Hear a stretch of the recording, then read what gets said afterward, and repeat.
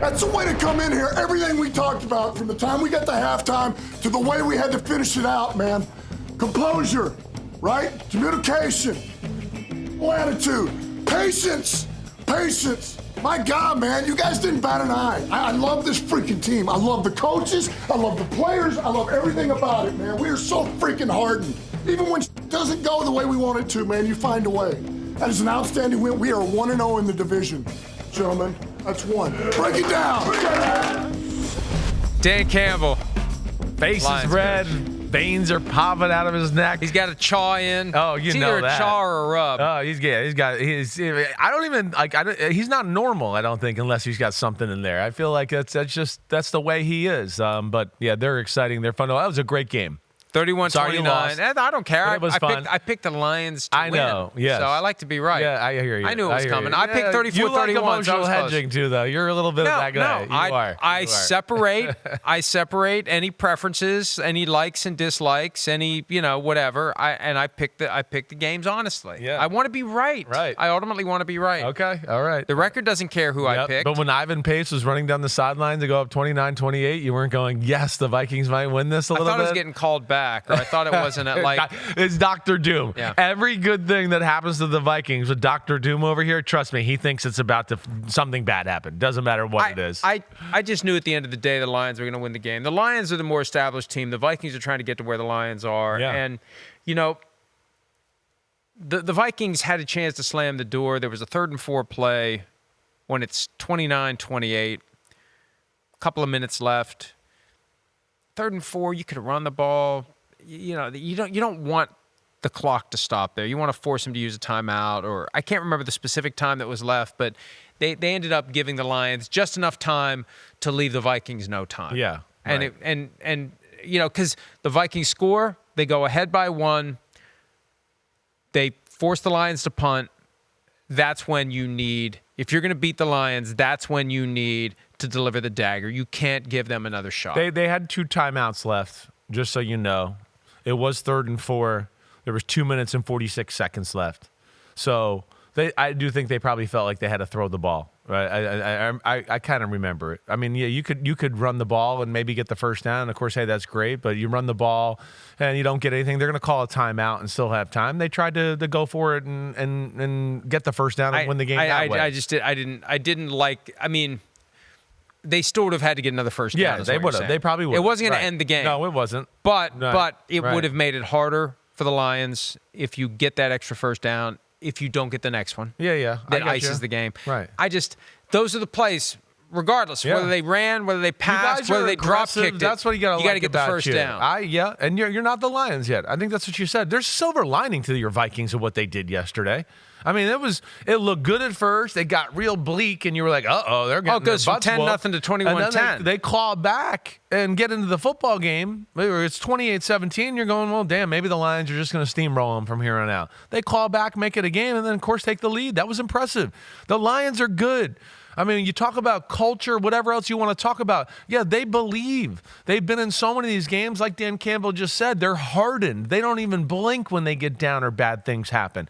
Let alone, they are literally like, who cares? There's no looking back. Let's just go forward and step on the gas pedal. We're looking to run for 40 on this play, and when we drop back to pass, we're looking to throw for 42. It's constant attack. It really is on both sides of the ball. They play complementary football. They're fun to watch and what they can do because they can run it, they can throw it, and they're never conservative. They always attack. You guys are very similar. It's just like you said, they're a little bit farther down the path as far as their development and where they are. Vikings better get their act together quickly because in 3 days they will be in Los Angeles to take on the Rams. Now, fortunately for them, the Rams are not what the Rams have been. That's right. But they still could lose this game. They better get their SH-T together. And well, it's somebody that knows recover. Them. It's a dangerous team, and first off, it's McVay and the Rams. They always play hard. Stafford as we see in almost every game, when McVay and Stafford finally kind of figure out how teams play in them, they start to just pick you apart slowly but surely. They can run the ball a little bit, and they know you guys, right? It's Kevin O'Connell.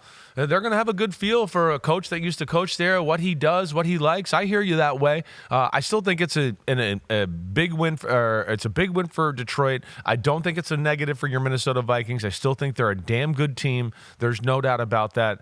But the Lions have something special, and they arguably have the best offense in football, and they have a defense that, like their offense is aggressive, like your defense is too in Minnesota. They're opportunistic. They make plays. And I think they're perfectly fine with hey, we're going to be aggressive and either get you to go 3 and out, or you're going to go down the field and maybe score 5 plays, 70 yards, touchdown. But we're going to get back on the field with our offense and continue to attack. And I like that. And it's what makes them so dangerous. I have a feeling. Yeah. I have 2 feelings. Yeah. I have one. They're both bad? Well, no. Both yes, bad feelings about the Vikings. They are bad. Yes. I have a feeling that they will meet for a 3rd time this year in the postseason. The Lions will win. Okay. But I also have a feeling. Dr. Doom. I also have a feeling that when they get together again week 18, right, it's going to be like Giants, Cowboys, 1993, final week of the season. For home that the field winner's advantage? the 1 seed and the loser's a wild card. I have a and feeling. who's going to win? Probably the Lions. But if the Vikings win, it makes it even more likely the Lions will come to Minnesota at some point in the more postseason. doom. Doom part 3. However we get Sentences. there, the Vikings ain't winning the Super Bowl this year. In the 50th anniversary of losing to the Steelers in the Super Bowl, the Vikings aren't going to get the chance to lose again. Hey, you guys are dangerous. Your defense is creative. We know that. The offense, just like we talked about with the Lions, they attack. You got a running game with Aaron Jones. We know how awesome your receivers are.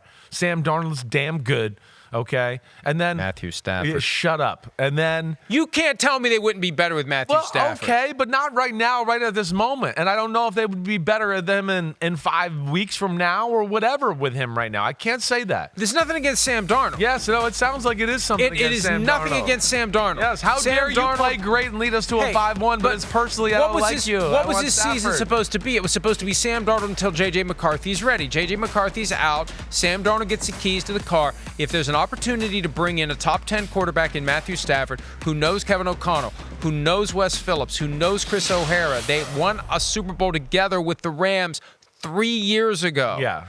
That transforms the Vikings from playoff contender that maybe loses to the Lions to team that can beat anyone. You have problems. I don't have problems. Go see a psychological I don't have problems. There is nothing. Brain doctor. There is nothing abnormal about me thinking that the Vikings become a Super Bowl contender with Matthew Stafford. It is staring you right in the face. It's only you talk about the Jets starting the Do you show want to win with a Super Bowl or not? And all of this. Woody Johnson doesn't own the Vikings. Well, how do you? Thank God. Well, thank God you don't either, because you would be Woody Jr. All right. Oh, okay? please. Trying to mess things up like this. All right. You don't want to do that. You got something positive working there, Woody Jr. I don't want positive. I know we know I you want don't. it all, baby. You want negative. I don't want no. I've seen enough of.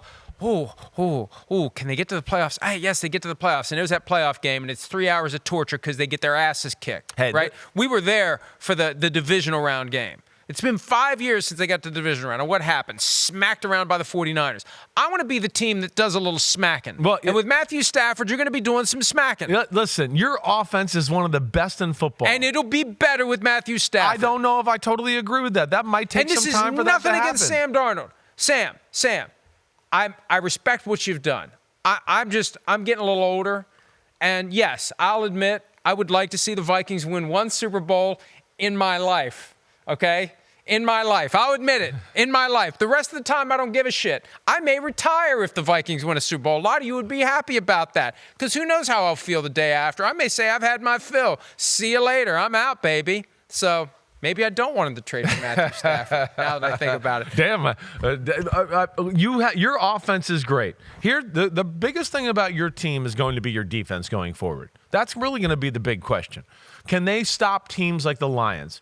We know they got a great scheme. Flores is one of the best defensive coaches in football. But if you can't get home on that blitz. Well, or can you always blitz like that? That's the problem. Again, it's a well-coached team. This is what we talked about. They can't play man-to-man. And when you play a well-coached team with a quarterback who's willing to stand in there in the face of pressure like Jared Goff, it's hard to, we're going to blitz and make a play and do that. Not against the good teams and the good quarterbacks. More times than not, if you over blitz, they're gonna blitz you back with a big play. So that to me is the problem with the Vikings, is that they have to trick it up so much to kind of hide some of their talent deficiencies. What is your defense? Your defense is ranked 20th in football in yards allowed. Your big thing is that you don't let people score touchdowns. Your scoring defense is good. But yeah, I think that's going to be kind of the thing that shows its ugly self as we go forward with the Vikings. Jared Goff, 3 straight games of 140 passer rating or above. He is the 4th to ever do that. Roger Staubach, Kurt Warner in 1999, and Aaron Rodgers in 2010 are the only others to do it. For a while, it looked like he was going to be the first ever with 3 straight games of 150 or more. It petered out by 151.5 down to 140. But he's been incredible, and I never think MVP conversations are premature. I think it's part of the fabric of the conversation that we have during a season. Yep. But I also want to point out that any debate about who is an MVP candidate or who isn't needs to be prefaced by, look, here's how it goes. It's usually the quarterback of one of the top seeds. So if the Lions are the top seed in the NFC and the Chiefs are the top seed in the AFC, guess who the MVP is? It's Jared Goff. Yeah. Because Mahomes' numbers aren't going to be good enough for him to be MVP. No, I think it's perfectly fine to say he's in the MVP conversation. There's no doubt about it. And, they don't have one other guy on their offense they can look at to go, oh, wait, maybe he takes it away from Jared Goff. He is a great leader. He's clutch. He's aggressive. He throws the ball down the field that well. He's not your super talent where you feel like he can carry the team and do all that stuff. Yeah, there's a little something there, but man, he is playing as quality of football as you can play. And this is, to me, what I love about him more than anything. And I know you saw me break this down in Football Night in America last night. But blitz, and look, they get a receiver into block, so they pick it all up. And he sits there going, wait, they're all out blitzing, but I'm going to look to the left and then look to the right because I know I'm blocked and I got a matchup over here I like. Certainly that. And then again, this is his best quality. With people around him in the pocket, he does not flinch. And it's funny. Like, there's context to pressure, right? Where if he's got pressure around him, but he can just stand there and throw, he's awesome. If it's pressure where he has to move, he's horrible. And they have learned how to form a pocket around him to where he goes, wait, I'm going to stay right here. I feel it closing in, but so what? I'm still going to keep my eyes down the field, and he delivers big throws for them, and they are some dangerous offense with Ben Johnson leading the charge. All they are, and if you want to beat the Lions, you better be ready to make a bold move like trading for Matthew Stafford. Or Alvin Kamara while you're at it, since he potentially will be available. Hi, it's Mike Florio. Thanks for watching PFT on YouTube. Hit subscribe for the latest news and analysis from Pro Football Talk.